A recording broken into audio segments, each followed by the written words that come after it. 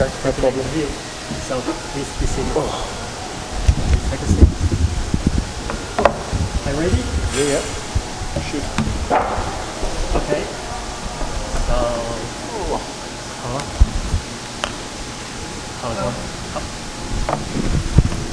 Okay, first of all, thank you for taking the Head coach, technical director. Technical director. TD and That's it, manager. Yeah. Okay.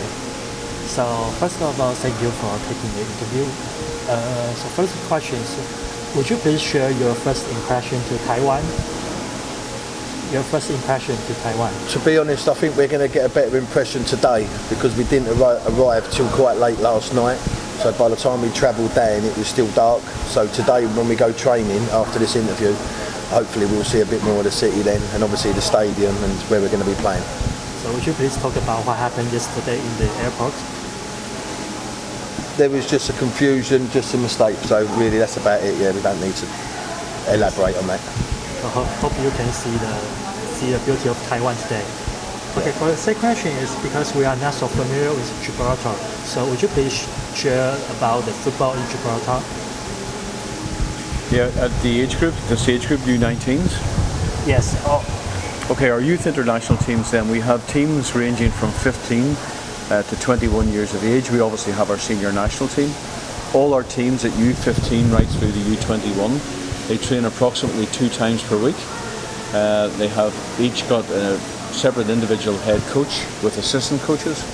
Much of our work in the last 18 months have been based on fitness training, trying to bring the teams up to their strength and conditioning, improving on their strength and conditioning, improving on their fitness. But also we're doing tactical and technical work, particularly with the younger players. So in general, we're preparing for friendly internationals, but also we prepare our 17s, 19s and 21s for the youth international games against other nations in Europe, which are called the European Championships qualifiers. So those teams are always in preparation for those tournaments. Okay, and would you please share? Would you please talk about the team composition? How to select the player to the under-19 youth team?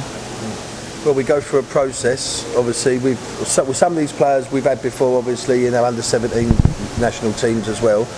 But obviously, we do a training schedule, which, as Desi's quite rightly said, we train twice a week. We'll do fitness testing, as well as we do hydration testing. We bring all this involved as well now, because to be an international footballer, it's not just about playing football on the pitch. But obviously, we keep them, like we bring the guys in training, we do a selection process. You know, sometimes we'll have 35 players, 40 players, and then we obviously will break it down into the squads, of which will be travelling with us. You talk about you are going to play in the European qualifier for under-19.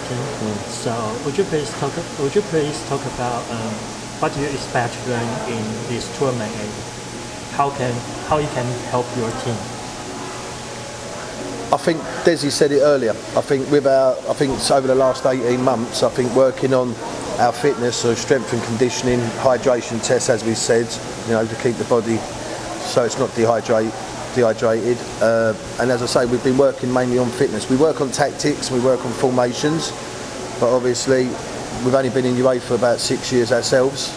But obviously we've had quite a lot of experience in going to different tournaments. So we've had the U17s Euro qualifiers, which they've been to Bosnia and they go to Malta. There's also under-16 development tournaments, which we've gone to other countries.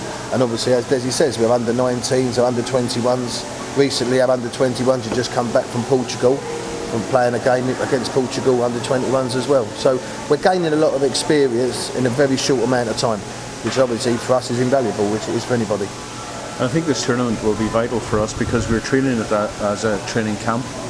So not only are we experiencing a different culture, but our players are preparing for the European Championships in November. And that's what we try to do. We try and give our teams some experience in playing in tournament football and then bring that actually into the competition.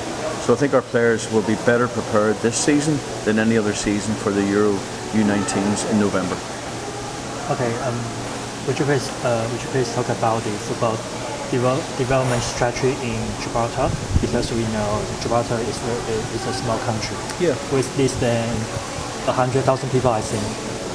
Not as many. Less. Yeah. 35,000. Yeah. 35,000. Sorry for that. So how do you develop your football? Okay, well the model that we base our strategy on is the same for all the small nations in Europe now. First of all, we have to create a player pathway. So the player pathway is now from 12 years of age all the way through to 21. So that pathway then enables our young players to fulfill their full potential at football, because then they can play, not only train with the head coaches, work on their strength and conditioning, but they can also experience game time at those age groups twice a week, and then sometimes pre-tournaments leading up to other tournaments. So from our point of view then, we're trying to initiate that pathway, so that every year the player then can move up a year if he's determined to be of the high standard that we're setting.